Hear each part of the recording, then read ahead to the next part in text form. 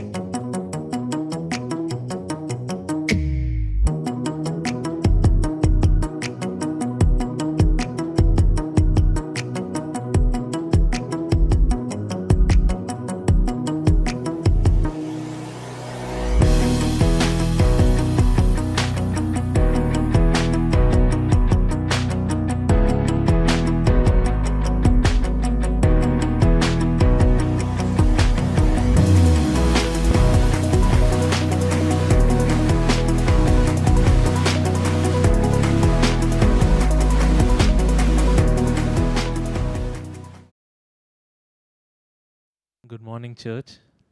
आप सभी को good morning. It's a blessed day, आज बहुत ही आशीष का दिन है and this is the day that the Lord has made, and I will rejoice, और ये दिन प्रभु ने बनाया है और हम उसमें खुश होंगे and I will be glad. और हम खुश होंगे। So just as the psalmist says, this is a choice that we are making, that yes, I will rejoice and I will be glad. जैसे बाइबल में साम में लिखा है कि ये एक हमको एक फैसला लेना है कि हम खुश होंगे, हम खुशी मनाएंगे। Amen. Let us lift up the name of Jesus to the place where He is. आइए हम प्रभु का नाम उस स्थान तक उठाए जहाँ पे वो राज करता है। Amen.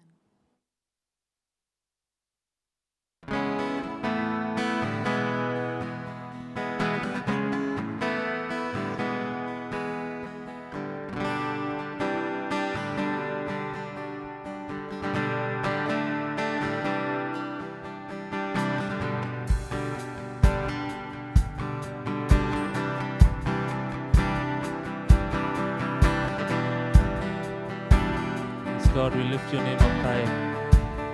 आपके नाम को ऊंचा उठाते प्रभु। एक होकर गाए हम स्तुति प्रभु की, एक मन से गाए हम महिमा यीशु की। एक होकर गाए हम स्तुति प्रभु की, एक मन से गाए हम महिमा यीशु की। अपने शब्दों से है दुनिया उसने रची, अब ना होगा तृप्त मेरा मन उसके बिना।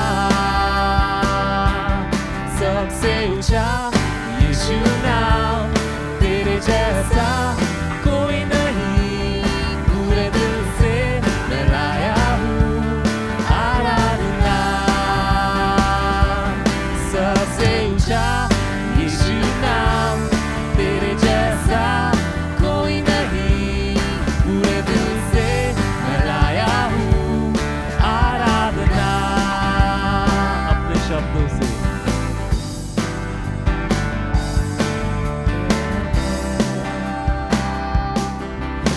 शब्दों से है दुनिया उसने रची, अब ना होगा तृप्त मेरा मन उसके बिना। अपने शब्दों से, अपने शब्दों से है दुनिया उसने रची, अब ना होगा तृप्त मेरा मन उसके बिना। सबसे ऊंचा यीशु नाम, तेरे जैसा कोई नहीं, पूरे दिल से मैं लाया हूँ आराधना। सबसे ऊंचा यीशु नाम, तेरे जैसा कोई नहीं, पूरे दिल से मैं लाया हूँ आराधना।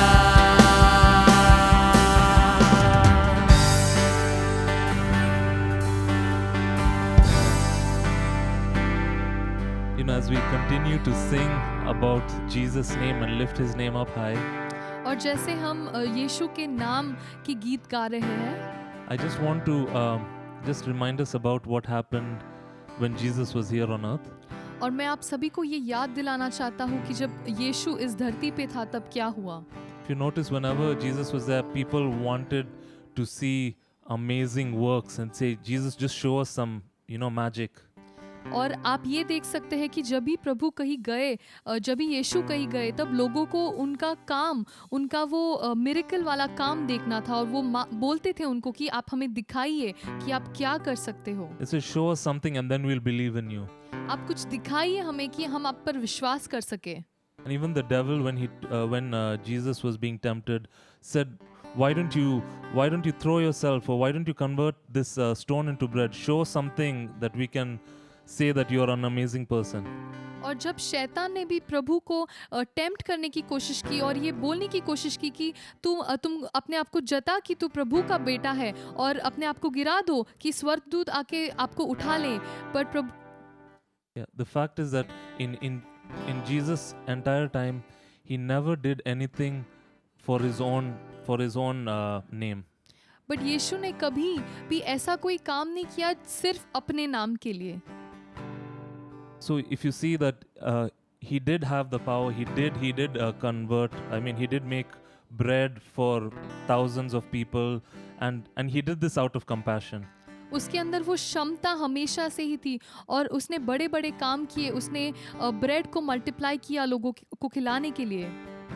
But in all humility, whenever it was a chance for him that he could shine, he did not do that. That's not his heart. He would never try to show his power. But वो ऐसा जब भी करते थे अपने दिल से करते थे, कोई दिखावा के लिए नहीं करते थे या कोई घमंड से नहीं करते थे, लेकिन सिर्फ अपने दिल से लोगों की तरफ अपना प्यार जताने के लिए करते And थे। I think that kind of person is such an amazing person. और वो इंसान होना जो है वो एक बहुत ही अच्छा इंसान होना है। God's style is so different. प्रभु का जो स्टाइल हम बोल सकते हैं वो बहुत ही अलग है। And I think we need to praise the name of Jesus because he is more than enough for us.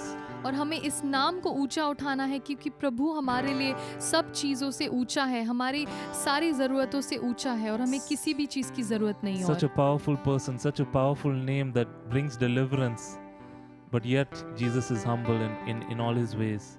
कितना ऊंचा ये नाम है, कितना शक्ति है इस नाम में, लेकिन फिर भी वो धरती पे आया और वो इतना ही so humble in spite of having so much power inside in his name. Amen. Let's just praise his name and worship Jesus. आइए हम प्रभु के नाम को ऊंचा उठाएं.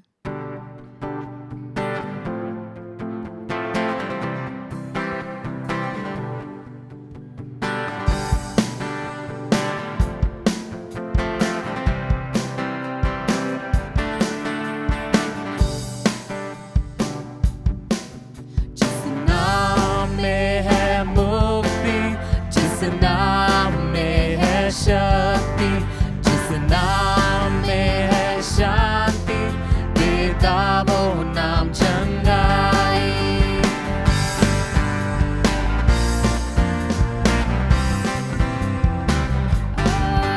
जिस नाम में है मुक्ति, जिस नाम में है शक्ति, जिस नाम में है शांति, देता वो नाम चंगाई.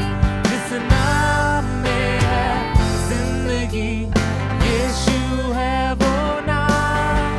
जिस नाम में है बंदगी, यीशु है वो नाम. यीशु तेरा नाम सबसे ऊंचा है. यीशु तेरा नाम सबसे ऊंचा है.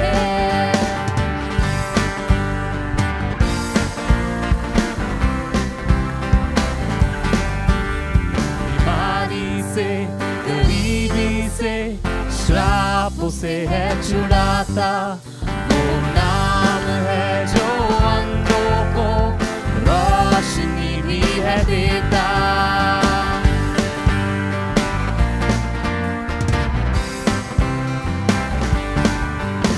बीमारी से, गरीबी से, श्रापों से है छुड़ाता. वो नाम है जो अंधों को रोशनी भी है देता. जिस नाम में है जिंदगी, यीशु है वो नाम. जिस नाम में है बंदगी, यीशु है वो नाम. यीशु तेरा नाम सबसे ऊंचा है. यीशु तेरा नाम सबसे ऊंचा है. यीशु तेरा नाम सबसे ऊंचा है. यीशु तेरा नाम सबसे ऊंचा है.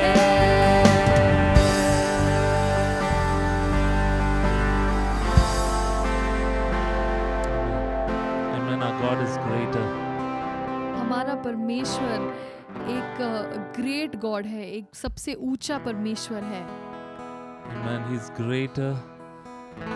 वो सबसे ऊंचा है.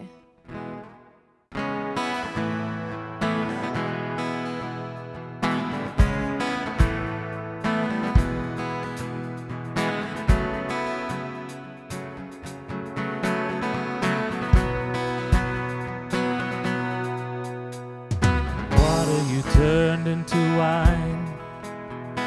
You opened the eyes of the blind. There's no one like you. There's none like you. Into the darkness you shine. Out of the ashes we rise. There's no one like you. There's none like you. Our God is greater. Our God is stronger. God, you are higher than any other. Our God is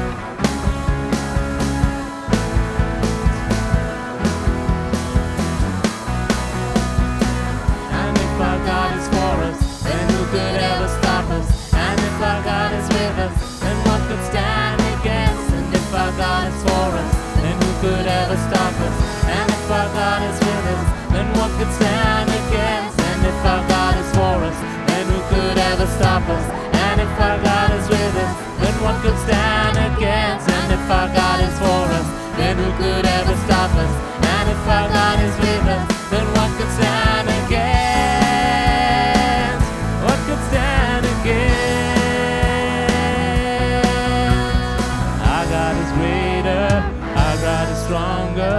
God, you are higher than any other. Our God is healer, awesome in power. Our God, our God. Our God is greater, our God is stronger. God, you are higher than any other.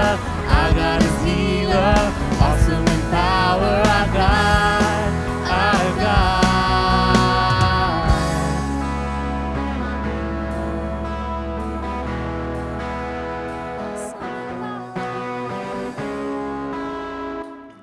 Ooh, our God, our God.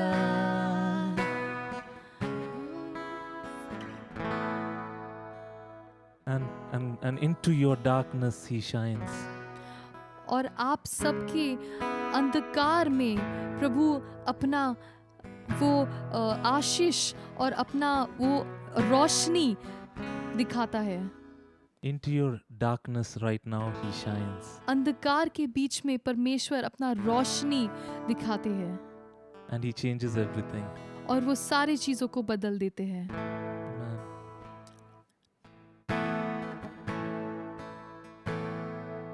You deserve the glory and the honor as we lift our hands in worship, as we lift your holy name. You deserve the glory and the honor as we lift our hands in worship, as we lift your holy name. For you are great, you do miracles so great. There is no one else like you. There is no one else like you. For you are great, you do miracles so great. There is no one else like you. There is no one else like you. महिमा आदर करते हुए अपने हाथ उठाकर हम आराधना करते हैं। महिमा आदर करते हुए अपने हाथ Let's lift our hands and worship his name. आराधना करते हैं। तू शक्तिमान अद्भुत काम तू करता है, नहीं तेरे जैसा कोई, नहीं तेरे जैसा कोई। तू शक्तिमान अद्भुत काम तू करता है, नहीं तेरे जैसा कोई, नहीं तेरे जैसा कोई।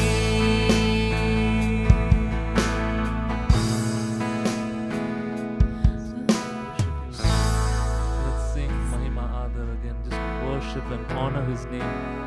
Encourage each one to just, worship him and lift your hands to God and praise him. महिमा आदर करते हुए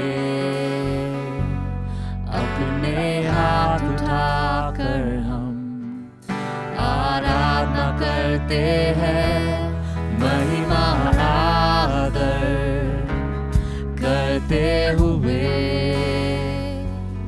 अपने हाथ उठाकर हम आराधना करते हैं।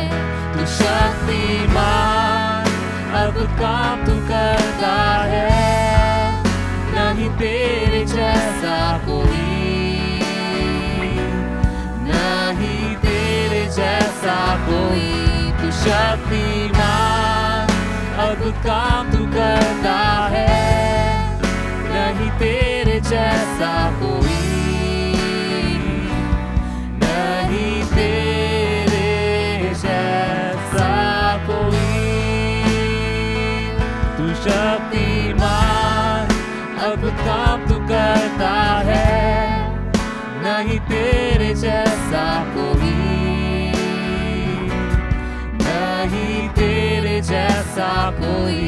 तू शक्तिमान, अद्भुत काम तू करता है, नहीं तेरे जैसा कोई,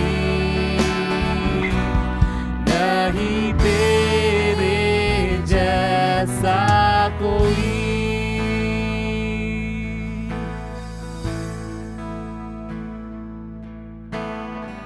God, we just give you our worship, Lord.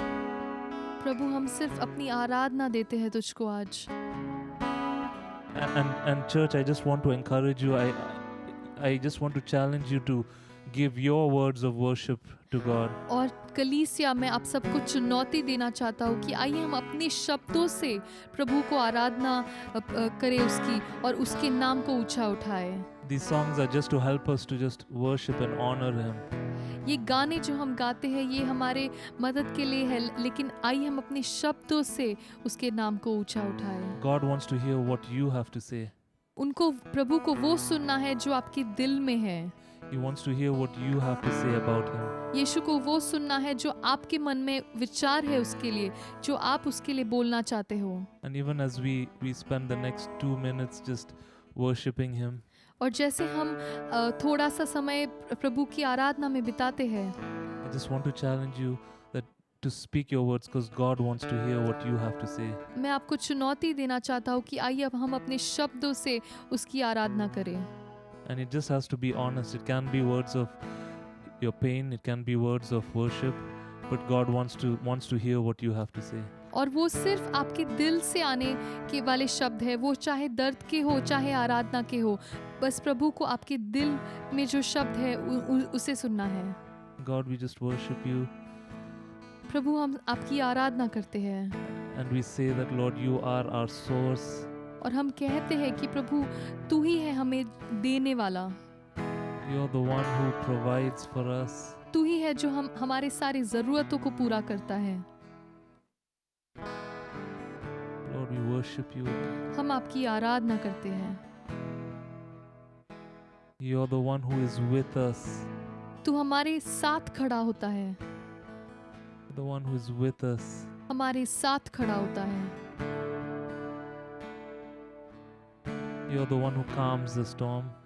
प्रभु तू समुंदर के स्टॉर्म्स को भी शांत करता है। You calm us. You're the one who calms us, Lord. तू हमारे दिल को शांत करता है। God, we just worship you, Lord.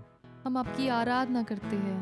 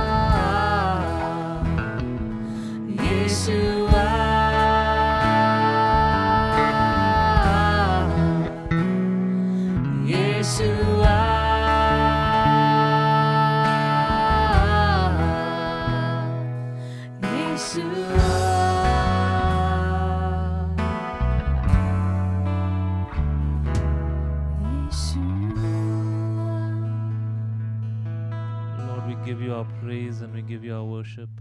हम आप अपने दिलों से प्रभु हमारा आराधना हम तुझको देते हैं प्रभु। Till the end of our days, Lord, we will sing your praise. हमारे अंत तक प्रभु हम आपकी नाम को ऊंचा उठाना चाहते हैं And we will sing forevermore. और हम आपके नाम के लिए हमेशा गाएंगे। Lord, we just commit this time into your hands. ये समय हम आपके हाथों में देते हैं प्रभु And we ask you, God, to just soften our hearts to receive what you have for us. और हमारे दिलों को प्रभु तू तैयार कर आपके वचन से सुनने या आपके दिल से सुनने के लिए। In Jesus' name we pray, amen. प्रभु के नाम में, यीशु के नाम में, आमेन।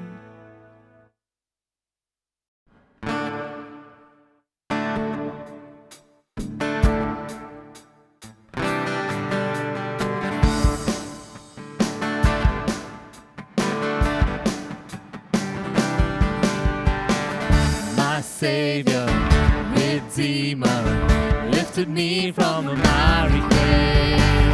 Almighty, forever, I will never be the same 'cause you came near.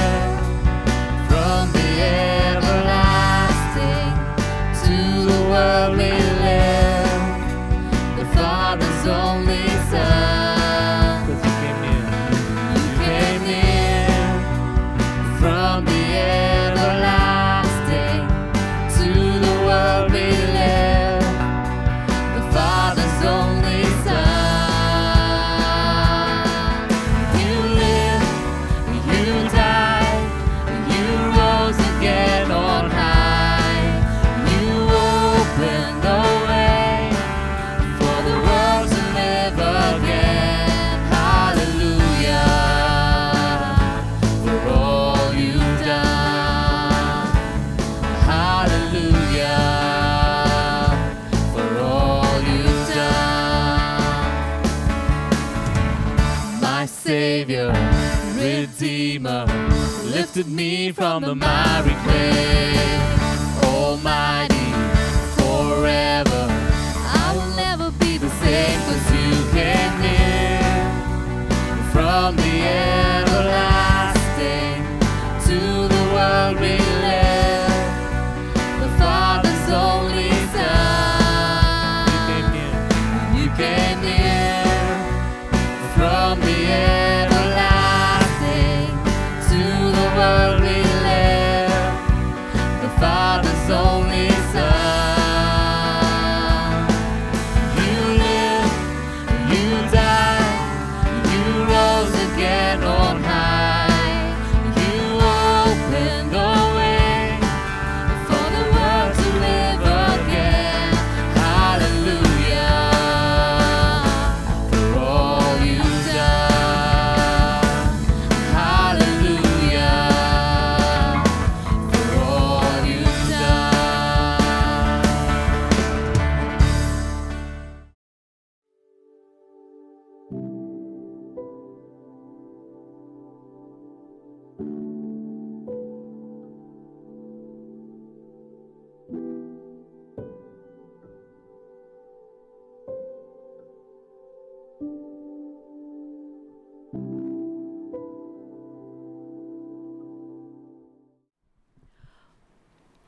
आइए हम मेज के पास आए।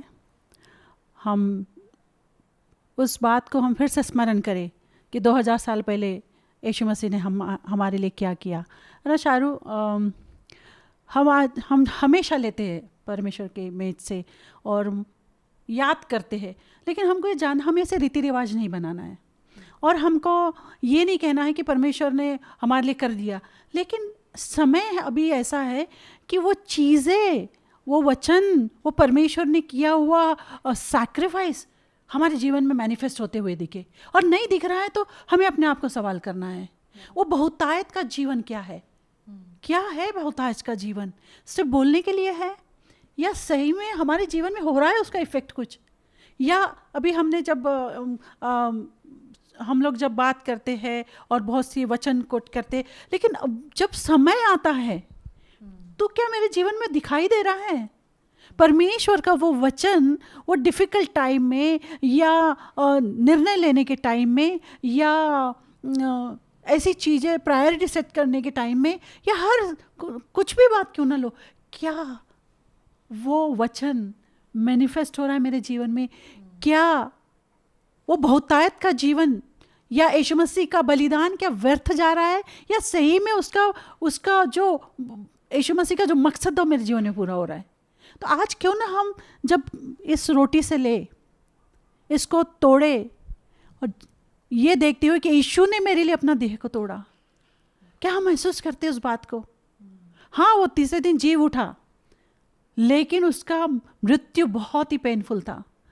वो पेन मुझे होना चाहिए था जो यीशु ने अपने पर लिया, और हम सब जानते हैं इस बात को।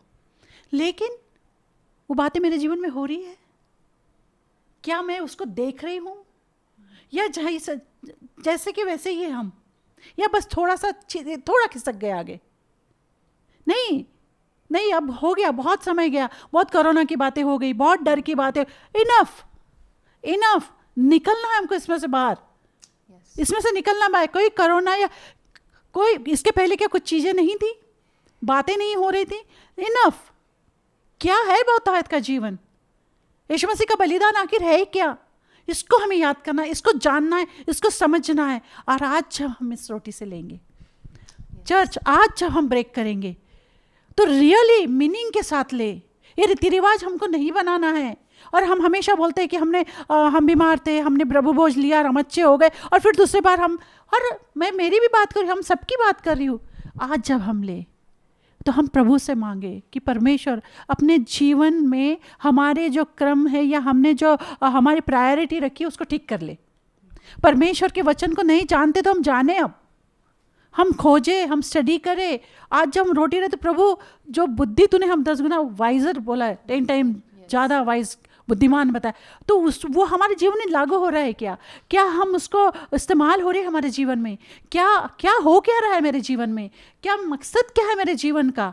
क्या या नौकरी करो, पैसा कमाओ, एंजॉय करो, बच्चे, घर, बस इनफ? यहाँ कि इसके बाहर भी परमेश्वर ने कुछ रखा है।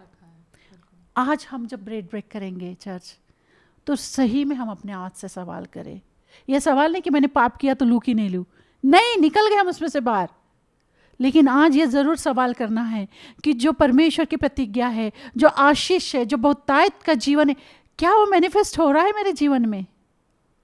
आइए इसी सोच के साथ, इसी ख्याल के साथ, इसी ध्येय के साथ, इसी मकसद के साथ, इसी दृढ़ निर्णय के साथ आज हम प्रभु भोज लेंगे। आइए हम प्रभु के रोटी से ले, और कटोरे से भी जब हम लेते, हमारे जब लहू में वो मिल जाता है, जब उसका लहू हम पीते हैं, हमारे शरीर के कोने कोने तक होने दे, हम उत्तेजित हो जाए, हम तरोताजे हो जाए, हमारा माइंड फिर से वो शिफ्ट आए हमारे सोच में, जो अभी तक ठंडी थी ना, वो सोच में शिफ्ट आए कि नहीं, बस हुआ,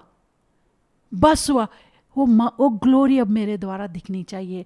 जब हम बोलते हैं स्वर्ग धरती पर, अब समय आ गया है, अब हमें नहीं गंवाना है, तो इसी सोच के साथ आज हम प्रभु भोज लेंगे। हम इस रोटी से दाखरस से लेंगे। आइए हम प्रार्थना करें।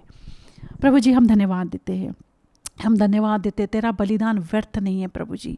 आज जब हम तेरे रोटी से और दाख से लेते हैं प्रभु जी, आज हम निर्णय लेते हैं, हम सब मिलकर, कि परमेश्वर बहुतायत का जीवन हमारे द्वारा मैनिफेस्ट होगा। वो परमेश्वर तेरी महिमा और ग्लोरी हमारे द्वारा मैनिफेस्ट होगी, वो दिखाई देगी प्रभु जी। और परमेश्वर आज हम निर्णय लेंगे कि प्रायोरिटी हमारे जीवन में सेट करेंगे, और मकसद परमेश्वर जो तेरे बलिदान करने के द्वारा तूने ठहराया, वो मकसद हमारे जीवन में पूरा हो, ये बात का हम निर्णय लेंगे प्रभु जी। और हम धन्यवाद इत्मीनान से इसे लेते हैं। आमीन, आमीन।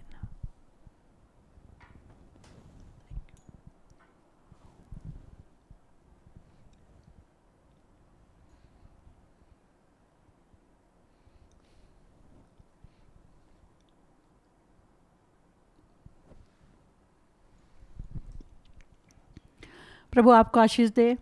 और आज जो हमने प्रभु भोज लिया है, रियली ये आपके जीवन में, आपके परिवार में, आपके रिश्तेदारों में, आपके दोस्तों में और सब में आशीष का कारण बनेगा।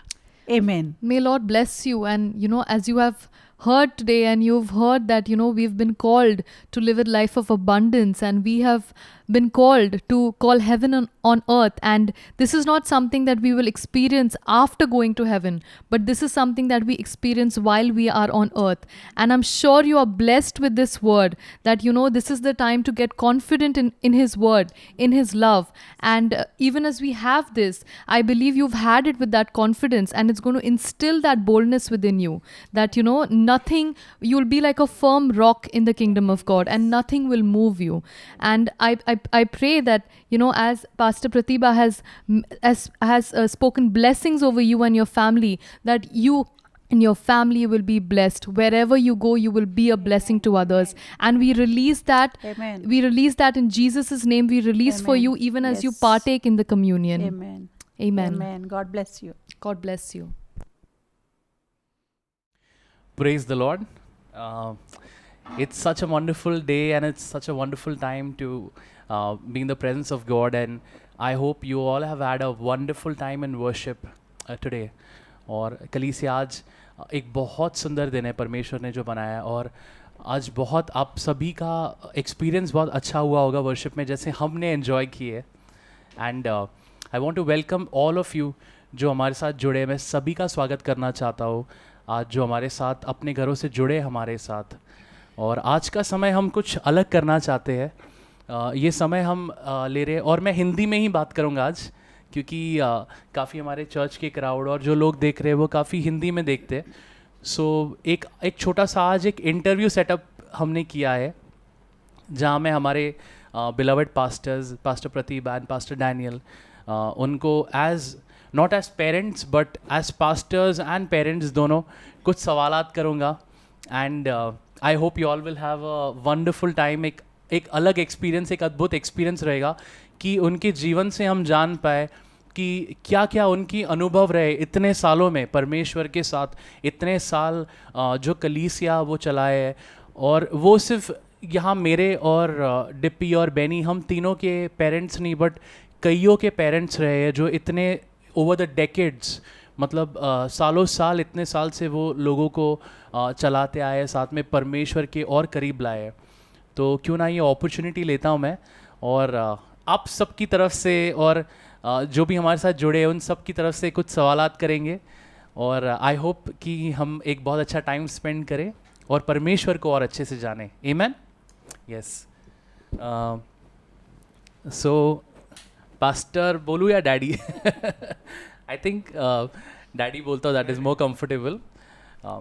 आई just want to ask you all, the first question is basically God में आप लोग को लीड, गॉड में किसने बढ़ाया आप लोग को परमेश्वर की तरफ, और मिनिस्ट्री का कॉलिंग कहाँ से आया, इज़ मेरा क्वेश्चन. क्योंकि बहुत सारे लोग हैं जो परमेश्वर से प्यार तो करते हैं, परमेश्वर को जानते हैं और कुछ करना चाहते हैं परमेश्वर के किंगडम के लिए, तो वो मिनिस्ट्री की कॉलिंग कैसे आई? क्योंकि बहुत सारे आज जवान लोग भी हैं जो देख रहे हैं, जो अपने 20s में हैं और जो उन्हें कुछ करना है परमेश्वर के लिए, तो ये पास्टरिंग की कॉल कहाँ से आई है? तो डैडी आपसे पूछना चाहूँगा. हाँ, समय कम है और लंबा बोलना है, लेकिन थोड़े इसमें बोलना चाहूँगा.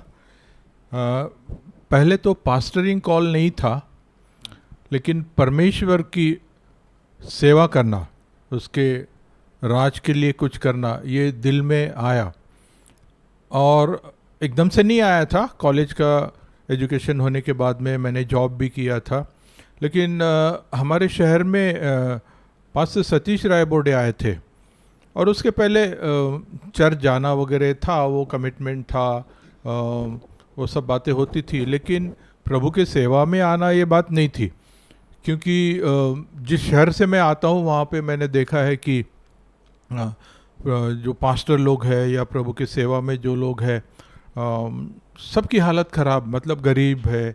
बहुत से बार ऐसा होता था कि पास्टर लोग घर में आ रहे हैं, पता चलता कि वो फाइनेंशियली बहुत तकलीफ से जा रहे हैं, या तो ऐसा ही होता था. तो मैंने कभी नहीं सोचा था मैं मिनिस्ट्री में आऊँगा, क्योंकि जवान होने के नाते और एजुकेशन होने के बाद में बहुत मैं ये इच्छा रखता था कि मैं जीवन में कुछ आगे बढ़ूँ, बहुत अच्छा करूँ, ये सब बातें थी और उसमें कुछ गलत नहीं था, अच्छी बातें थी। मिनिस्ट्री में आने के लिए ये पास्टर जब हमारे सिटी में आए और हमारे घर के सामने ही मीटिंग हुई थी नागपुर में, और वहाँ पर मैं जब हम लोग ने ही अरेंज किया था सब, हम भाई लोग प्रभु के लिए काफ़ी करते थे, उसमें देख रहा था मैं उनका जो ज़िल है और उनका जो परमेश्वर से प्यार है और प्रभु के राज के लिए, तब से मैं थोड़ा उनके प्रति अट्रैक्ट हो गया और उनका जो कमिटमेंट है ये सब देख के। और फिर ऐसा हो गया कि अपना काम भी चालू है, जॉब भी चालू है, और फिर इनके साथ जुड़ गया था, उनके कलीसिया में जाना वगैरह बहुत अच्छा लगता था, क्योंकि अब तक जो भी देखा था नागपुर में तो उसमें ऐसा कुछ चैलेंजिंग नहीं लगता था। हाँ ठीक है, वो कमिटमेंट, चर्च में जा रहे हैं, ये सब कर रहे वगैरह, लेकिन इनके बातों से, उनके एक्सपीरियंस से, उनके जो अनुभव बताते थे सब, उससे काफ़ी एनकरेजमेंट लगता था, चैलेंजिंग लगता था। और फिर बातें बढ़ते गई, समय होता गया, फिर मैं जो जॉब करता था उसमें मुझे बहुत ट्रैवलिंग करना पड़ता था। मैं अलग अलग सिटी जाता था, होटलों में रहना, दिन में काम करना, शाम में अपने होटल में आना। तो ऐसा हो गया कि 2 या 3 महीना मैंने काफ़ी इस विचार से मैंने स्ट्रगल किया। मतलब मुझे ऐसा लग रहा था कि परमेश्वर मुझे बोल रहा है कि मैं तुझे अपने सेवा के लिए बुला रहा हूँ। और अपनी सेवा बोले तो वही गरीबी और वही वो सब बातें आती थी दिमाग में कि जो मिनिस्ट्री में है वो बहुत स्ट्रगल करते हैं वगैरह वगैरह, सब कुछ ऐसा। तो फिर भी लेकिन एकदम बहुत स्ट्रांगली लगता था कि गॉड बोल रहा है, नहीं मेरे इसके लिए आना है, मेरे सेवा के लिए मैं तुझे बुला रहा हूँ। फिर और एकदम ये होता था कि तुझे ये पास्टर के साथ में उनकी हेल्प करना है, उनको वो तेरी सेवा है, ऐसा। तो मैंने काफ़ी स्ट्रगल किया, किसी को कुछ भी नहीं बताया, और मेरा जॉब भी काफ़ी चैलेंजिंग था, आगे काफ़ी प्रॉस्पेक्ट्स थे उसके आगे बढ़ने के वगैरह वगैरह। लेकिन फिर एक मुझे लगता करीब 2.5 या 3 महीने के बाद में ये जो मेरे दौर से मैं गया, फिर मैंने डिसीजन ले लिया, न किसी को बताते हुए। मैंने कहा प्रभु तू बोल रहा है ना, मैं ले लेता हूँ, तेरी बात सुनता हूँ। और फिर मैंने अपने बॉस के पास में गया, उनको बताया कि मैं रिज़ाइन करना चाहता हूँ। तो बहुत ये हो गया कि क्या बात है, सैलरी प्रॉब्लम है क्या? मैं बोला नहीं वो बात नहीं है, वो विथ शॉर्ट में बताया कि मुझे प्रभु के सेवा में जाना है, गॉड का कॉल है वगैरह। तो थोड़े में वो समझ गए, तो उन्होंने बोला कि I will be the last person to stop you. So मैं काफ़ी खुश हो गया और वहाँ से फिर पास्टर के पास गया, पास्टर को बोला, मैं उनको ब्रदर बोलता हूँ, ब्रदर मैं आपके साथ मिनिस्ट्री में आना चाहता हूँ, मैंने अपना जॉब रिज़ाइन कर दिया है। मतलब उनसे पूछा भी नहीं था। अब ये बात है उनकी, उन्होंने बोला मुझे दानू बोलते, दानू मैं तेरे लिए 3 साल से प्रेयर कर रहा था। मतलब वो कन्फर्मेशन था मेरा प्रभु की सेवा में आना। और फिर मैंने शुरुआत कर दिया उनके साथ में छोटे छोटे कामों से, और मैं उसमें फुलफिलमेंट मुझे लगता था जो भी काम है। मैं मिनिस्ट्री एज ए प्रीचिंग वगैरह नहीं था, हाँ यूथ में वगैरह इन्वॉल्व होना, थोड़ा मूवीज़ दिखाना, अपना मूवीज़ मतलब जीसस फिल्म दिखाना गाँव में जाके, वैन में प्रोजेक्टर ले जाना, ये सब स्टार्टिंग में किया। फिर उनका ऑफिस था और हम लोग न्यूज़पेपर में एडवर्टाइजमेंट के रूप में गॉस्पल देते थे पूरा, तो वो काम मैंने संभाला, मुझे बैकग्राउंड भी। फिर मैंने मिनिस्ट्री ज्वाइन किया और उसके बाद में मैंने मैनेजमेंट किया उनके साथ होते। सो और वो मेरा मैं एंजॉय किया उस बात को। तो वैसे मैं मिनिस्ट्री में आया और पास्टर का जीवन मेरे लिए एक उदाहरण था। और साथ ही साथ मेरा जो भाई है, बड़ा भाई, वो बिलासपुर में सेवा करता है, वो और उनके साथ में उनका दोस्त अजीत डैनियल, ये दोनों भी पहले से मिनिस्ट्री में थे। मैं कभी कभी उनके वहाँ जाता था बिलासपुर में, और जब भी मैं जाता था तो मैं काफ़ी एनकरेज होके आता था उनका मिनिस्ट्री का देख के। हालांकि बहुत तकलीफ से जा रहे थे, साइकिल में वो लोग मिनिस्ट्री करते थे, दोनों जन डबल सीट बैठ के जाते थे। मेरा भाई क्योंकि बहुत ऊंचा पूरा तगड़ा है, वो साइकिल चलाता था और उनके पीछे ब्रदर अजीत वो बैठते थे, हाथ में गिटार, सॉन्ग के बुक्स वगैरह सामने थैले में, ऐसे उन लोग जाते थे। और वो देख के मैं बहुत एक्साइटमेंट लगता था मिनिस्ट्री के लिए, बाइबल कॉलेज किए हुए दोनों। और ऐसा ओके मुझे लग रहा था कि प्रभु का काम जो है वो सबसे बेस्ट है, उसमें जंप मार लेना है, उसमें वही अपने को करना है, चाहे कैसे भी करना पड़े। वैसे मेरी शुरुआत हो गई। वाह, मतलब ये इतनी चैलेंजिंग चीज़ सुनने वाली, कुछ चीज़ें तो मुझे भी खुद पहली बार पता चली है। सो एनकरेजिंग। मैं मम्मी आपसे पूछना चाहता हूँ दैट ये आपकी कॉलिंग थी मिनिस्ट्री में आना है कि आप शादी हुई पास्टर के साथ इसलिए मिनिस्ट्री में साथ में आए, या परमेश्वर ने दिल में पहले से ये चीज़ डाली थी कि ऐसा लग रहा था कि नहीं कुछ इसी लाइन में इसी चीज़ में परमेश्वर के लिए काम मिनिस्ट्री में आना है? तो आपका कैसे हुआ स्टार्ट? मेरी जर्नी बतानी पड़ेगी और मुझे लगता है आप लोग को पेशेंटली सुनना पड़ेगा। मैं हिंदू बैकग्राउंड से आती हूँ, मेरे डैडी ब्राह्मण थे और ब्राह्मण फैमिली से मैं आती हूँ, और मम्मी क्रिश्चियन बैकग्राउंड से थी, मेन लाइन चर्च से। और गॉड को मतलब मम्मी को देखा करती थी कि बाइबल पढ़ रही है और प्रेयर करती है। वो हिंदू फैमिली में गई ज़रूर थी लेकिन कभी मूर्ति पूजा नहीं की। और हमको भी, हम भाई बहनों को बोला करती थी बच्चों को कि पूजा मत करो, लेकिन हम तो बिंदास पूजा करते थे और बहुत एंजॉय करते थे पूजा वूजा करने में। और कभी सोचा नहीं था चर्च और क्रिश्चियनिटी, और यदि ब्राह्मण फैमिली को बोलेंगे क्रिश्चियनिटी तो बहुत ही लो क्लास है। ओके, तो हमने ये बात को, हम छोटे थे, बहुत छोटे, लेकिन देखते थे कि फैमिली मम्मी को एक्सेप्ट नहीं कर रही है क्योंकि क्रिश्चियन बैकग्राउंड से, लेकिन उसका फेथ बहुत था। मतलब कुछ अपना जॉब पे जाने के कुछ भी डिफ़िकल्टी कुछ भी है, बाइबल खोल के पढ़ेगी, प्रार्थना करेगी। हमको उतना समझता नहीं था। आज जब मैं पीछे पलट के देखती हूँ तो मुझे उसका इम्पोर्टेंस समझता है कि वो सच में गॉड से कितना प्यार करती थी, और शायद उसकी वजह है आज मैं यहाँ हूँ। तो तब तो कुछ पता नहीं था कॉलिंग वॉलिंग का, और फिर किसी रीज़न से, किसी कारणों से हमको वो वहाँ से निकल जाना पड़ा और हम मम्मी के साथ रह रहे थे। मैं करीबन 8th 9th में थी। तो पता नहीं, अब मुझे लगता है गॉड का प्लान था। 4 बजे गॉड मुझे उठाता था, 4 o'clock उठ जाती थी। मम्मी का एक बाइबल था, बहुत ही थिन पेज, कहीं फटे कहीं कुछ, वो बाइबल लेके पढ़ा करती थी मैं, और मैं रोज़ बाइबल पढ़ती थी।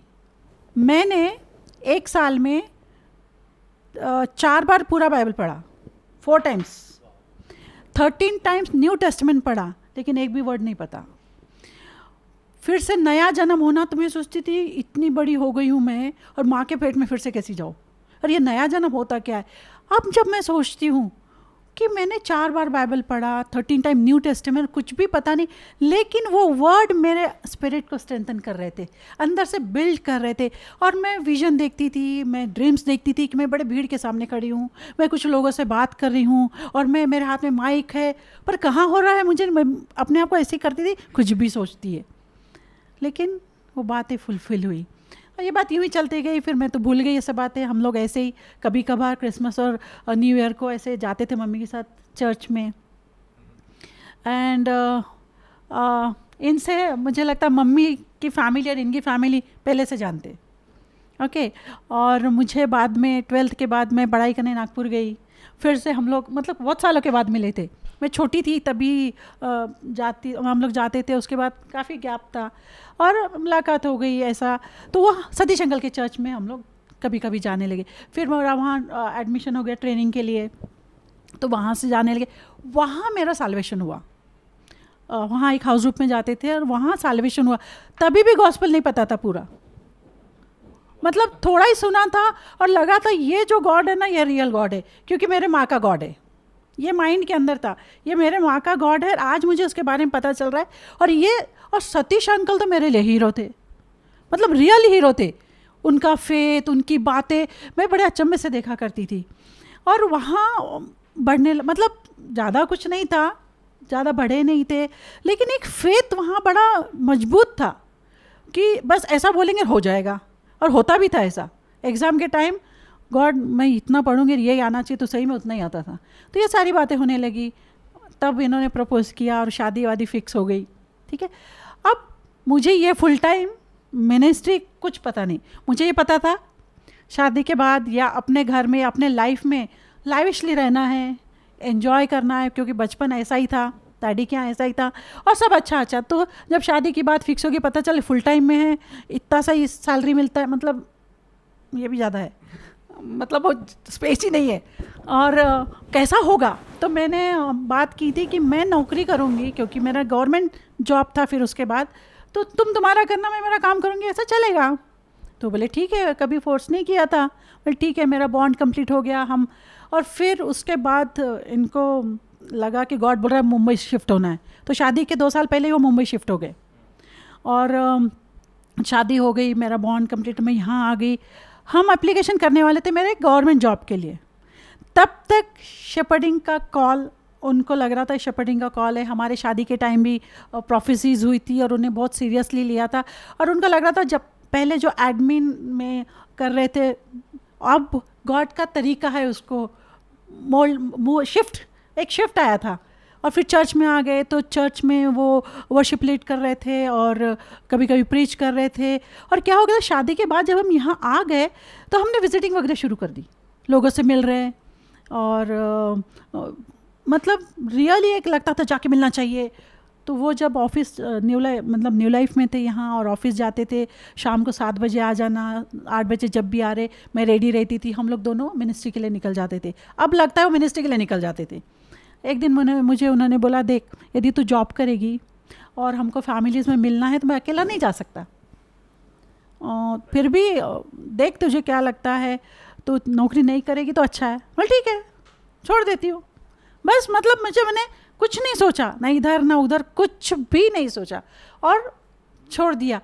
लेकिन मुझे आज लगता है वो गॉड ने मुझे, मैं 8th 9th में थी तभी से बिल्ड किया था, और मेरी बचपन से बड़े हो रहे थे हम लोग, और एक जर्नी थी जहाँ कुछ चीज़ें हम डिफ़िकल्टीज़ की सीख रहे थे। मुझे लगता है जैसा कि पास्टर ने बताया कि उन्होंने नागपुर में और भी पास्टर लोग को जब देखा कि गरीबी में हैं और चीज़ें ऐसी है, तो हम भी सोचते थे फुल टाइम का मतलब क्या है पता है, कप का डंडी टूटी होनी चाहिए और गरीब होने चाहिए पास्टर हमेशा, है ना। मतलब ऐसा पिक्चर हुआ करता था कि पास्टर लोग बेचारे ऐसे ही रहते हैं। हाँ, माइक हाथ में लेके बीच बीच में कमेंट करो, अच्छा रहेगा। हाँ तो नहीं, मैं सरप्राइज्ड हूँ, पास्टर के हाथ में माइक नहीं है। मेरे हाथ में माइक आया, मतलब मैं बोलते रहती हूँ, आप प्लीज़ पेशेंटली सुनो। एंड ऐसा ही माइंड में था कि यार कैसा होगा, और ये मतलब मुझे बिल्कुल फेथ नहीं था। मुझे लगता था कि भरपूर होना चाहिए, ये होना चाहिए, और ये बिंदास थे। मतलब बिंदास बोले तो शाम को नहीं है खाने को, हो जाएगा ना, आज ये नहीं है हो जाएगा, अरे पर कैसा होगा, कहाँ से आएगा। 30 साल के, मतलब हमारी शादी हुई तब मैं 24 की थी, और 30 साल के पहले मेरे 3 बच्चे थे, ठीक है। तो फेथ तो मेरे पास था ही नहीं, लेकिन इनको देख के मैंने बहुत सीखा फेथ क्या होता है, एक एक स्टेप। बहुत बड़ी जर्नी है, बहुत बड़ा चीज़ें है। लेकिन तब हम मिनिस्ट्री करने लगे, जाने लगे, तो एंजॉय कर रहे थे हम मिनिस्ट्री को। कभी ये नहीं सोचा कैसा होगा, क्या होगा, किस तरीके से होगा, लेकिन एंजॉय कर रहे थे। मुझे नहीं समझता था मुझे कॉल है वो, लेकिन अब जब पलट के देखती हूँ तब लगता है कि ये कॉल है, गॉड मुझे प्रिपेयर कर रहा था। Wow. So basically first of all तो इतना चैलेंजिंग और एनकरेजिंग थिंग है लाइफ जर्नी जानना पास्टर, बोथ द पास्टर्स का। एंड आई थिंक मुझे याद है एक बार डैडी आप कह रहे थे कि यू नो वैसे हमारे जो आदरणीय प्राइम मिनिस्टर अभी है वो काफ़ी कहते हैं हम तो गरीब आदमी हैं, झोला पकड़ के किधर भी चल पड़ेंगे। तो मुझे याद है डैडी आप कहते थे कि पास्टर्स को ऐसा ही देखा जाता था पहले कि ये जब किधर आएंगे तो इन्हें कोई ब्लेस कर दो राइस के साथ, गाँव में तो ऐसे ही देखा जाता था। और मुझे याद है आप कहते थे कि नागपुर में और वो साइड में भी बहुत तकलीफ़ में पास्टर्स रहते थे। तो मेरा सवाल ये है आप लोग दोनों से, इन अ वेरी क्विक, इसमें आप बता सकते हो कि बेसिकली पीपल जो लोग मिनिस्ट्री में अभी एंटर कर रहे हैं, आई एम श्योर सभी के पास वो डाउट है, एक फियर है कि फाइनेंसेस कैसे होंगे। एब्सोल्युटली परमेश्वर पे तो विश्वास है, बट वो इनिशियल जो फियर रहता है, वो आपको वो फियर नहीं आया था क्या कि मतलब मिनिस्ट्री है तो कहाँ से प्रोविज़न होगा? एब्सोल्युटली गॉड प्रोवाइड करेगा, बट फिर फैमिली है, बाद में बाकी एक्सपेंसेस है जो हमेशा लगते हैं, और बॉम्बे जैसी शहर में तो एक्सपेंसेस तो सभी जानते हैं कितनी होती है। So my question is, how did you have faith for finances? मेरा सवाल ये है कि फाइनेंसेस को लेके कभी आपको डर नहीं लगा मिनिस्ट्री में आते वक्त कि कल कैसा होगा, कहाँ से नीड आएगी? So if you could shed some light on that, कुछ विचार। वो बाइबल में एक वचन है ना, पहले उसके राज और धार्मिकता की खोज करो तो ये सारी बातें तुम्हें दे दी जाएगी।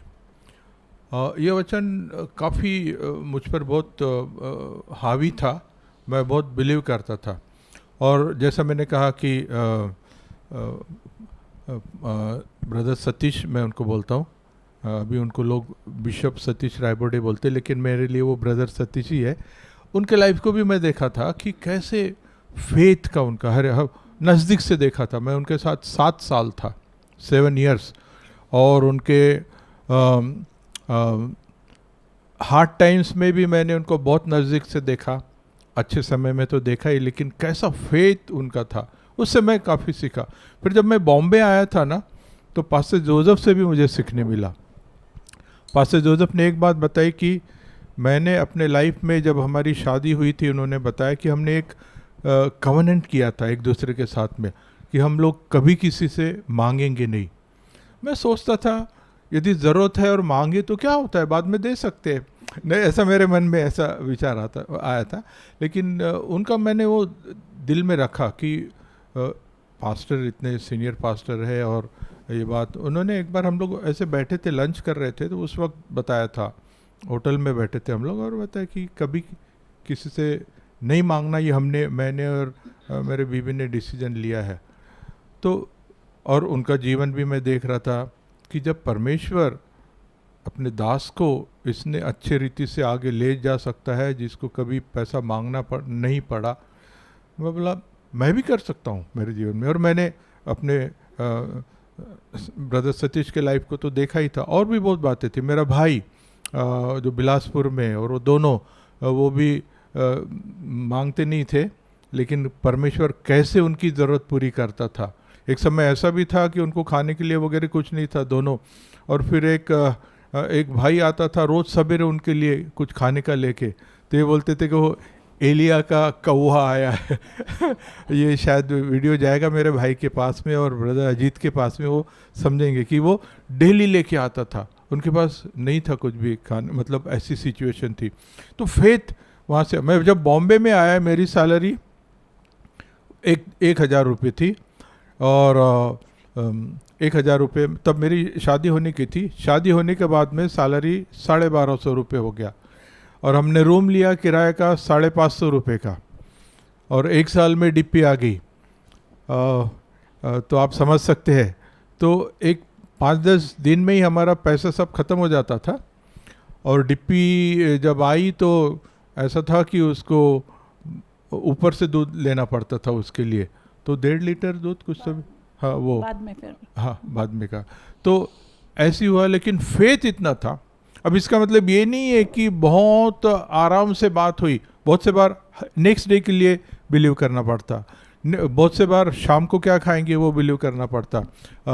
लेकिन ये हमारी गवाही है कि कभी भी परमेश्वर ने भूखा नहीं रखा, कभी भी शादी नहीं। के बाद अपन दोनों ने भी डिसाइड किया था कि किसी से मांगेंगे नहीं। हाँ वही, हाँ। हम दोनों का भी ये निर्णय था कि नहीं मांगेंगे किसी से भी, कितनी भी बड़ी ज़रूरत भी आ गई तो हम नहीं। लाइफ में सिचुएशंस आए, बहुत बड़े बड़े सिचुएशंस आए, जब ऐसा लगा कि मांग लो ना, क्या होता है, बहुत से ऐसे बात है। एक इंसिडेंस मुझे याद आ रहा है। बॉनी, तू छोटा था 6 महीने का, और गोदी में था मेरे, और तुझे निमोनिया हो गया था, कुछ एस्पिरेट कर लिया था, एंड मेरे गोदी में था और उसका ब्रीदिंग ऊपर गया तो नीचे आएगा कि नहीं, ओके और मैं भी इतनी बहुत बड़ी एज नहीं थी, छोटी थी, और फेथ और ये सब बातें ठीक है, लेकिन अपने पे जब है तो मुझे वो प्रेयर का हो ही नहीं रहा था, और ये बिंदास थे, कुछ नहीं होगा, ठीक हो जाएगा, और कुछ भी पैसा नहीं था कि डॉक्टर के पास जाए, और किसी को हमारे घर के नीचे ही डॉक्टर रहता था, और किसी को बताना नहीं है, किसी को भी बताना नहीं है अपनी सिचुएशन, किसी को जताना नहीं है, हमारे चेहरे से भी नहीं, मतलब कुछ नहीं, गॉड के ऊपर ही है, लेकिन प्रेयर भी करने का नहीं हो रहा था। एंड ऐसा यार मैं रो भी रही थी अपने बेटे को गोदी में, ऐसा लग रहा था इसको कुछ हो जाएगा अभी, मतलब ऐसा लग रहा था ये इसकी सांस अब बंद हो जाएगी, इसकी सांस अब बंद हो रही है, अब बंद हो रही है, और ये बोले कुछ नहीं अपन प्रेयर करेंगे, और मेरे को प्रेयर करने को भी मतलब हो नहीं रहा था, और ऐसे करते करते 12 बज गए, मैंने इनको बोली चलो प्रेयर करेंगे, और हम दोनों ने प्रेयर किया, और फिर तो सो गया, और सुबह उठा ना परफेक्टली ऑल राइट, खेल रहा था। तो ये एक इंसिडेंस नहीं है, ऐसे तेरे साथ, बेनी के साथ, चीज़ें ऐसे बहुत हुई है, पर ये तो हम हिलते ही नहीं, मतलब उनका थे बिंदास, गॉड करेगा, लेकिन मेरा जो था, मेरी जर्नी एक हर स्टेप पे बहुत सीख रही थी, हर चीज़ को देखते हुए, हर चीज़ को मतलब एक्सपीरियंस करते हुए, महसूस करते हुए। मैं एक बात बताना चाहती हूँ, थोड़ा सा मैं यहाँ बोल रही हूँ, एक बात बताना चाहती हूँ, ये ना गरीबी, फुल टाइम में आना, और मुझे लगता है फुल टाइम में क्यों आना चाहिए और नहीं आना चाहिए, मुझे लगता है वो एक्सप्लेन करेंगे, लेकिन मैं बताना चाहती हूँ हमारे वचन के ज्ञान के अभाव से हम गरीब रहते, पर आज बातें चीज़ें बदल गई है, वचन को समझने लगे। क्यों? परमेश्वर ठीक है, काम कर रहे हैं, नौकरी कर रहे हैं, पैसा मिल रहा है, प्रोवाइडर गॉड ही है, फिर यदि गॉड ने यदि बुलाया है तो ज़रूरत है वो पूरी करेगा, लेकिन कहीं नहीं कहीं हमारी सोच, हमारी समझ वचन को लेके पूरी नहीं हो रही थी, या अंडरस्टैंडिंग हमारी ठीक से नहीं थी, हम उसके रेवल्यूशन को समझ नहीं पा रहे थे, और शायद इसीलिए इन सब बातों का सामना करना पड़ रहा था। और ये जर्नी है, आज भी सीख रहे, बहुत सीखना है। वो अबंडेंस गॉड ने जो दिया है, बोला है कि बहुतायत का जीवन, वहाँ पहुँचे नहीं है अभी, लेकिन जर्नी है, सीख रहे। और मुझे लगता है एक बात डैडी बताएंगे कि कॉलिंग के बारे में पूछा था, तो मुझे लगता है तुम बताओ कि कॉलिंग में कैसे आना चाहिए, किसको और नहीं आना चाहिए, ये बहुत इंपॉर्टेंट बात है। हम दोनों बहुत से बार ऐसा बोलते हैं कि यदि गॉड का कॉलिंग है तो कूद जाओ, आ जाओ मिनिस्ट्री में, यदि कॉलिंग नहीं है तो मत कूदो, जैसे कि अंगार में कूद रहे और जल रहे, ऐसा हो जाएगा यदि कॉलिंग नहीं है तो। लेकिन परमेश्वर ने बुलाया है, यदि आपको कॉन्फिडेंस है और श्योर है आप कि ये प्रभु आपको बोल रहा है, तो आपको बिल्कुल बिंदास उसमें जंप मार लेना है, क्योंकि परमेश्वर जिसको बुलाता है उसकी सब बातें वो पूरी करता है। When God gives you vision, He gives you provision also. तो ये हमने अपने सेवा में देखा है, बहुत सालों के मिनिस्ट्री में बहुत सी बातें अपने जीवन में आती है, लेकिन ये बात ज़रूरी है कि परमेश्वर, अब मैंने नागपुर में भी ऐसी बात, अभी मैं नागपुर का हूँ, मतलब वहीं पैदा हुआ, आधी ज़िंदगी वहाँ पर गई है मेरी, 33 साल 31 साल मैं नागपुर में था, बाद में इधर आया बॉम्बे में। लेकिन वहाँ पे भी देखा कि मिनिस्ट्री में जो जा रहे हैं, तो ये सच बात है कि घर में यदि 3 बच्चे हैं, 2 बच्चे अच्छे पढ़ रहे हैं और एक बच्चा यदि वो अच्छा नहीं पढ़ रहा है, तो माँ बाप सोचते थे इसको बाइबल कॉलेज भेज दो, क्योंकि ये रियलिटी है, मतलब हाँ पास्टर बना दो इसको, ऐसा। अरे लेकिन आज स्टोरी बदल गई है, आज घर का जो सबसे अच्छा बच्चा है वो सेवा में आता है पहले, आमीन, ये बात बदल गई है।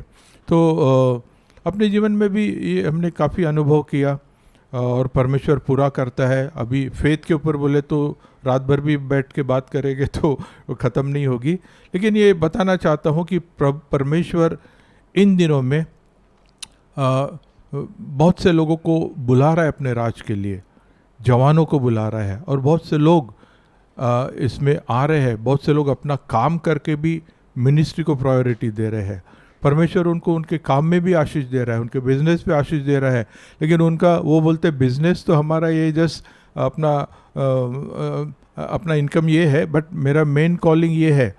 और फिर कुछ दिनों में ऐसा होता है कि वो पूरी तरह से फुल टाइम में आ जाते हैं। वो बोलते कि नहीं, मुझे अभी मिनिस्ट्री इतना समय मुझे लग रहा है कि मैं अपना ये नहीं देख पा रहा हूँ। ऐसे भी बातें हो रही है। तो जैसे भी परमेश्वर बुलाता है हमको तैयार रहना है, क्योंकि परमेश्वर हमारा दिल देखता है। अभी मिनिस्ट्री में आना है, क्यों आना है, why you want to come into ministry, ये बहुत ज़रूरी है। तुम्हारा मकसद क्या है। बहुत से बार पास्टर का लाइफ बोले तो लोगों को बहुत ये लगता है कि अरे लीडरशिप है, हाँ सब लोग को मतलब वो ये गाइड कर रहे, ये कर रहे, वो रहे, थोड़ा लाइमलाइट में रहता है, हमेशा पुलपिट में आगे दिख रहा है सब लोग, तो चलो मिनिस्ट्री में आ जाए। नहीं क्या, इस टाइप का भी होता है, लेकिन इतना इजी नहीं है। पास्टर का कॉल जो है वो इतना इजी नहीं है। जब इसमें आते हैं लोग तब समझता है। बहुत से बार ऐसा होता है कि इसमें पैसा है, बहुत से बार बोल रहे अरे ये मिनिस्ट्री में पैसा दिखता है बहुत, अरे ये पास्टर अभी आया तो अभी इतना ये हो गया, ये प्रॉस्पर हो गया, ये हो गया, उनको लगता पैसा, मिनिस्ट्री में पैसा, और वो रॉन्ग इंटेंशन से आते हैं, फिर फ्रस्ट्रेशन आता है। बहुत से लोग मिनिस्ट्री में आते हैं बाद में चले भी जाते हैं, क्योंकि मिनिस्ट्री में आए तो सामना बहुत करना पड़ता है। Wow. Again, I mean, such challenging and encouraging things आपने बताई है, शेयर की है। एक और चीज़ मैं आपसे पूछना चाहूँगा इसके अलावा, आप कपल्स को इन अ क्विक, इसमें आप क्या बोलना और क्या एडवाइस करना चाहेंगे कपल्स को?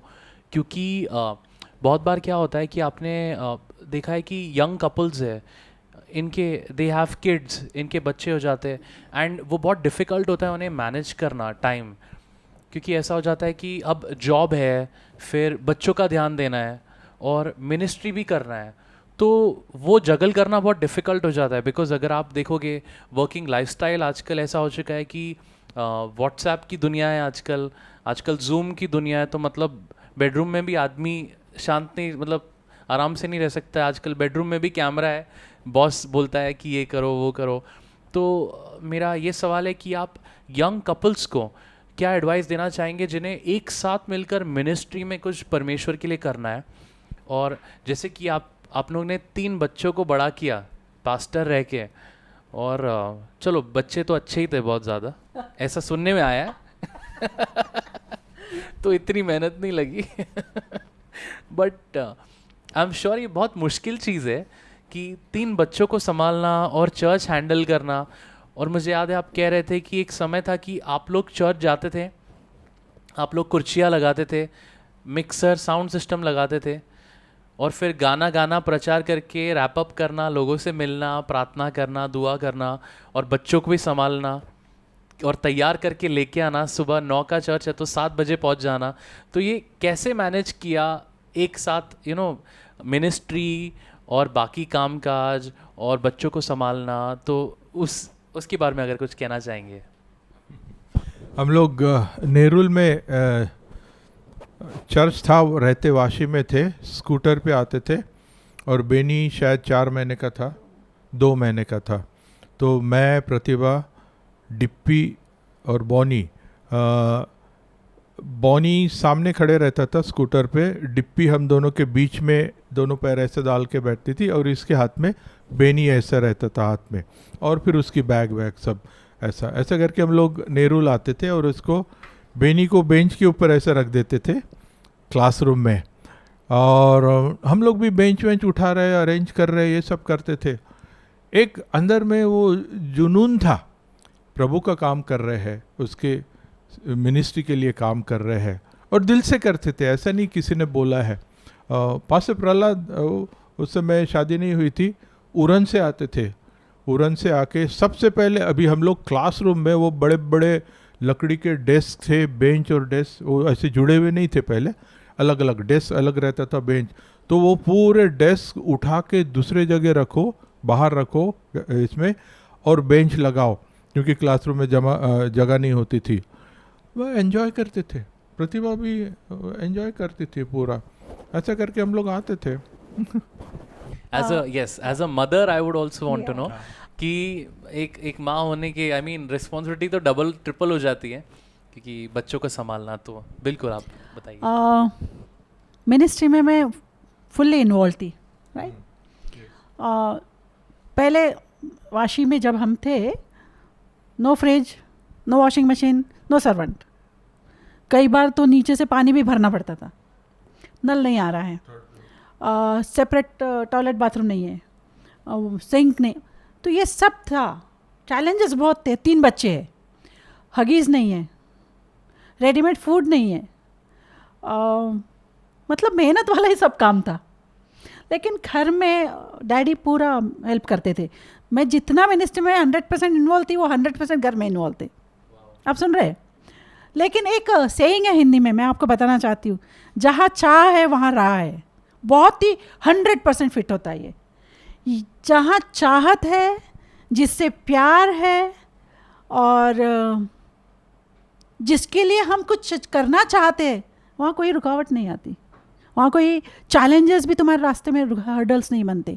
यदि मैं बोलूँगी नहीं यार बच्चे छोटे कैसा होगा, इसका मतलब तुम्हारा मन नहीं है वहाँ। सॉरी, मैं काफ़ी बोल ली, मैंने बात आप लोगों से बोली है, कलीसिया से और जो लोग सुन रहे हैं। लेकिन ये बहुत ही हमारे लाइफ का बहुत बड़ा निर्णय हमने लेना चाहिए। हमारी प्रायोरिटी हम कैसी सेट करते हैं, है ना। हर एक जो काम कर रहे हैं फुल टाइम में है, हम लोग को कॉलिंग था, हम फुल टाइम में आ गए। आप हर एक के ऊपर कॉलिंग है, कुछ नहीं कुछ कॉलिंग है। कलीसिया में हैं, आप काम कर रहे हैं, लेकिन हर एक के लिए कॉलिंग है। आपको अभी तक यदि नहीं समझा है तो रियली आप ज़रूर गॉड से पूछिए। नहीं समझता आप लीडर पास्टर से पूछिए, आपको ज़रूर बताएंगे। आपको पता हर एक के ऊपर कॉलिंग है। कलीसिया में आना, चर्च में टाइम पे आना, या फिर कलीसिया के लिए मिनिस्ट्री का काम जो भी है कर, एनीथिंग, कुछ भी जो कर रहे हैं हम, छोटा बड़ा, किसी के पास 1 टैलेंट 3 5 जो भी है। लेकिन हमें अपने लाइफ की प्रायोरिटी सेट करना बहुत ज़रूरी है। गॉड को हम ऐसे ही यूं ही हमें ग्रांटेड नहीं लेना है। मतलब परमेश्वर ने हमें जो दिया है उसे यूं ही नहीं लेना। तो 3 बच्चों को संभालना इसलिए आसान हो गया। मतलब बहुत ही चैलेंजेस थे, बहुत अप्स एंड डाउन्स थे, फाइनेंशियली और हर चीज़ में लेके, और हेल्थ वाइज हो रहा था। और लेकिन हमने बहुत खुशी खुशी किया। क्यों? मतलब बहुत खुश रहते। हमारे पर्स खाली और हम ज़्यादा खुश। मतलब कभी किसी हमारे चेहरे से पता नहीं चलता था। और मैं सच में मेरे बच्चों को रियली थैंक यू बोलूँगी, उनके भी चेहरे से नहीं पता चलता था। कभी डिमांड नहीं करते थे। वानी, रियली थैंक यू तुम तीनों को कि तुम लोग कभी डिमांड नहीं करते थे। कभी हम घर में आ गए तो कभी जिद नहीं किए। घर में आने के बाद पूछते नहीं थे हमारे लिए क्या लाए, कभी नहीं पूछा। और बच्चों ने बहुत सपोर्ट किया है हमको, बहुत सपोर्ट किया। तो मुझे लगता है यदि मैं डिटेल में बताऊँ तो मुझे लगता है 4-5 सेशन, मतलब रिकॉर्डिंग 4-5 संडे जाएगी। लेकिन मैं एक ही बात बोलना चाहूँगी कि परमेश्वर से यदि हम प्यार करते हैं तो कोई भी बात बीच में रुकावट नहीं आएगी। ना मिनिस्ट्री के लिए, ना आपको टाइम पे कहीं जाने के लिए, ना आपको गॉड के लिए कुछ करना है, कोई भी बात रुकावट नहीं आएगी। अब छोटी सी बात है और रिकॉर्डिंग का शुरू करना। तुम लोग तो मीडिया टीम से कोई था नहीं, लेकिन किया और बेस्ट कर रहे हो, है ना। तो मुझे लगता है गॉड के किंगडम के लिए, गॉड के लिए, या जो भी हम करते हैं, बच्चों को 3 बच्चों के साथ, 2 बच्चों के साथ, 1 बच्चों के साथ, 5 बच्चों के साथ, अब हम तुम्हारे पास चीज़ें है नहीं है, प्रोविजंस जैसे भी है, लेकिन चाह है तो राह पक्का है। और फिर ये समझना ज़रूरी है कि गॉड का फेवर और गॉड के प्रोविजंस, गॉड की ब्लेसिंग, हर चीज़ कंटिन्यू 24/7 है, तो सब बातें आसान हो जाती है। वाओ, आई थिंक ये सेशन ही बहुत ज़्यादा चैलेंजिंग रहा है। And I mean I have been personally very blessed, and not just इतने साल आप लोग को जान के और पर्सनली देख के, but just to know so many things, जो इवन आज मुझे कितनी सारी नई नई चीज़ें पता चली। एंड आई एम श्योर आप सब जो हमें देख रहे हो यहाँ घर से, आई एम श्योर आप सब एनकरेज और चैलेंज हुए रहेंगे। और मैं जानता हूँ कि मेरी तरह हम सबको और भी पास्टर डैनियल और पास्टर प्रतिभा से और सुनना है, उनके ज़िंदगी से और जानना है। और मेरे पास भी कई सवाल है, आज तो सिर्फ 3 ही कर पाए हम, but thank you so much once again. मैं चर्च के बिहाफ से, सभी के बिहाफ से थैंक यू बोलना चाहता हूँ कि आप सिर्फ 3 बच्चों के नहीं, आप तो 300 और कई ज़्यादा लोगों के चर्च के पेरेंट्स रहे। So pastoring and parenting absolutely is a very challenging job. But आप जैसे वही आपने जैसे आज बताया कि जहाँ विल है वहाँ डिज़ायर अपने आप गॉड डाल देता है हार्ट में। So just want to say thank you once again and thank you कलीसिया हमारे साथ जुड़ने के लिए आज। और मैं ये विश्वास करता हूँ कि आप सब एनकरेज और उत्साहित हुए रहेंगे इन चीज़ों को सुन के, और जुड़े रहिए क्योंकि हम बहुत जल्दी, बहुत very soon we are going to do a part 2 of this. हम एक पार्ट 2 भी करेंगे। और आप पर्सनल मैसेज कर सकते हैं मुझे, आप सभी के पास मेरा नंबर है, या मैसेज कर सकते हैं कि क्या सवाल आप लोगों को पूछना है पास्टर से, जो हम उन्हें पूछ सकते हैं और उनके दिल से जान सकते हैं कि उनके जवाब क्या है। So thank you once again pastor. I would like if you would end in prayer, कि हम प्रार्थना में इस सेशन को ख़त्म करें। आइए हम प्रार्थना करें। हमारे जीवित आसमानी बाप, धन्यवाद के साथ तेरे सन्मुख आते हैं यीशु के नाम से। आज के इस मौके के लिए धन्यवाद देते प्रभु जो तूने हमें दिया, और जो ये बातें हमारी हुई और जो भी हृदय से हमने प्रभु बातें कही, हम धन्यवाद देते हैं। प्रार्थना करते हैं प्रभु कि इन बातों के द्वारा प्रभु लोग उत्साहित हो, एनकरेजमेंट उन्हें मिले, ख़ास करके जो मिनिस्ट्री के बारे में लोगों के सवाल है, और ख़ास करके जो माता पिता होने के नाते बच्चों के बारे में जो लोगों को चिंता लगी रहती है, ये सब बातों में प्रभु हम लोगों से थोड़ी सी बात कर सके। हम प्रार्थना करते हैं आने वाले दिनों में जब और बातें होगी प्रभु, हम अपने जीवन से, अपने जीवन की गवाहियों से और तेरे वचन पे चलने के द्वारा जो प्रभु आशीष मिलती है उसके ऊपर हम बोल सकेंगे। हम धन्यवाद देते यीशु के नाम से मांगते हैं, Amen. Thank you so much church for joining with us. I would request कि आप लाइक करें इसे, सब्सक्राइब करें, आप आपके कमेंट्स डाल सकते हो। जिन किसी को प्रेयर की ज़रूरत है, प्रार्थना की ज़रूरत है, हमें ज़रूर लिखिए, हम जवाब देंगे। नंबर हमारे यूट्यूब लिंक में नीचे लिखा गया है। और हम हर संडे मिलते हैं, और अगले रविवार फिर मिलेंगे हम सुबह 10 बजे एक साथ परमेश्वर की स्तुति आराधना करने और उसके वचन के साथ जुड़ने में। धन्यवाद। Thank you so much.